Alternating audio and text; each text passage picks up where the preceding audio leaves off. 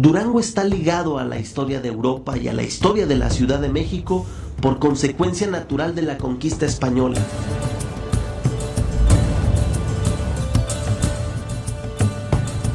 Fue la llegada de Hernán Cortés a nuestra tierra lo que decidiría el destino de nuestra patria.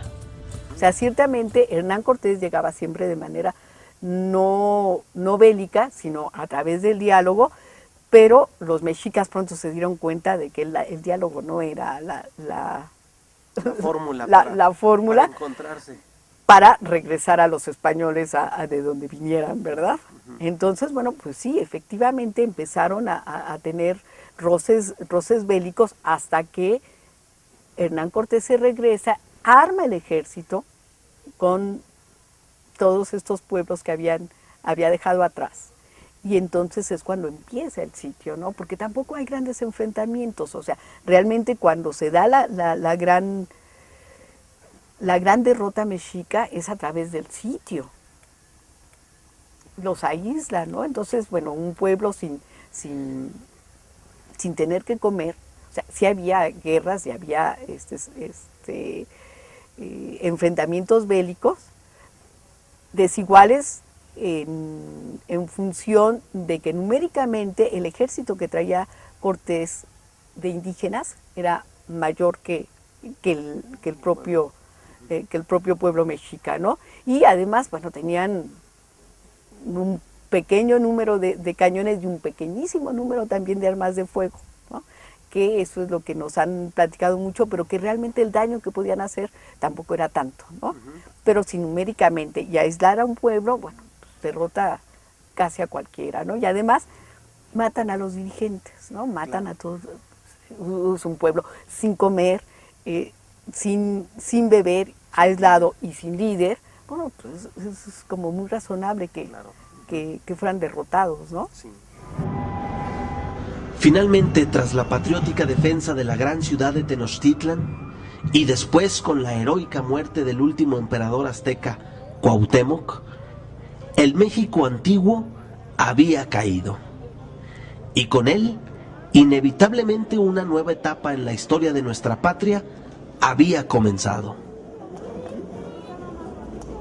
Muy pronto el pueblo mexicano comprendió cuáles eran los verdaderos intereses de los españoles. Los méritos que buscaban los españoles era sí la riqueza, pero también el reconocimiento, el mérito, la nobleza.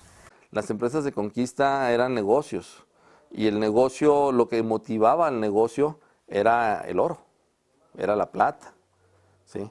O sea, la posibilidad de poder tener acceso a minas importantes, la posibilidad de tener acceso a riqueza, de poderse hacer rico, ¿sí? De hacer la América, como se decía en Europa, pues esa posibilidad es una posibilidad importante que se genera y que permite entonces el hecho de que tengamos una motivación central, no la religiosa, sino la motivación central es la económica, es el encontrar la mina que los haga ricos.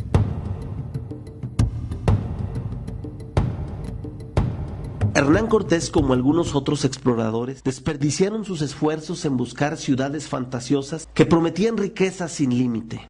Intoxicados con estas ideas, fueron descuidando las tierras descubiertas y conquistadas, lo cual provocó el inicio de las más ridículas disputas por los territorios descubiertos por rivales políticos de los exploradores iniciales. Los españoles, durante los 300 años que están aquí, es una continua guerra en contra, primero, en contra de los españoles que viven en España, y otra es entre ellos, porque finalmente había una riqueza y había fuentes de poder que todo el mundo se peleaba, ¿no? O sea, qué manera más rápida, más elegante de llegar a ser un comendador o ser un intendente o a ser algún funcionario de la corona y vivir de tus rentas, ¿no? Entonces todo el mundo se peleaba por eso, ¿no?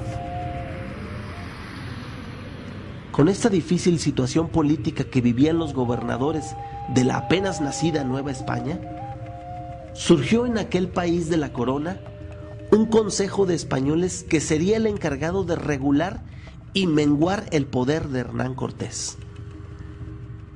Dicho consejo sería presidido por un hombre que se convertiría en el peor rival del conquistador, Nuño Beltrán de Guzmán.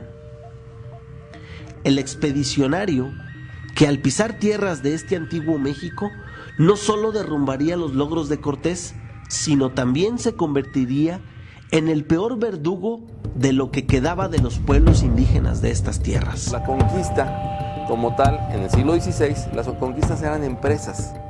Como concebimos actualmente cualquier empresa, era una empresa en la que se invertía un capital y se iba a sacar un producto. Los conquistadores no era un acto de buena fe y de propagación del catolicismo, no.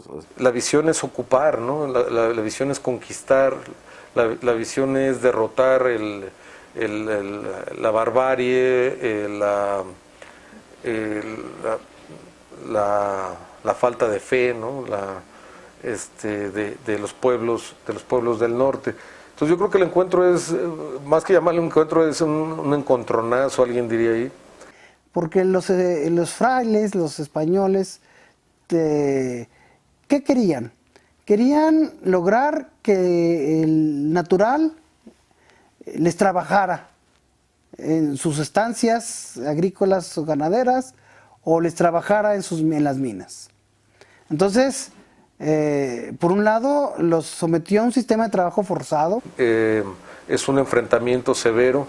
Son dos formas de ver y de concebir el mundo totalmente antípodas. Entonces, yo creo que desde Vázquez del Mercado y después Ibarra, no vienen a otra cosa sino a hacerse, ¿no?, de los territorios, ¿no? Y someten a estos pueblos a cada vez a condiciones más agrestes y más difíciles. Significa para los indios la pérdida de su mundo, de la cosmovisión, ¿no?, de su realidad, la pérdida de sus tradiciones, de sus costumbres, el vasallaje, la servidumbre, significa el quedar a merced del conquistador, después del encomendero, ¿no? Es un encuentro duro, difícil, casi siempre en desventaja técnico-militar, si se puede decir así. De hecho, en el norte se da un proceso de exterminio de las culturas nativas. Las culturas del norte del país, prácticamente la inmensa mayoría de ellas desaparecen. Aunque tarde, pero afortunadamente, la justicia de la corona española se percató de los brutales abusos de Nuño de Guzmán. Fue llamado a juicio al igual que Hernán Cortés, pero a diferencia de Nuño de Guzmán fue inmediatamente encontrado culpable y sentenciado a prisión, encontrando su amarga muerte en las celdas de aquel país. Nuño de Guzmán fue relevado por Cristóbal de Oñate, quien fungía como uno de sus capitanes. Este es el primer vasco que aparece en escena, y con este vasco inicia la ruta para el descubrimiento, la delimitación de lo que sería en un futuro la Nueva Vizcaya.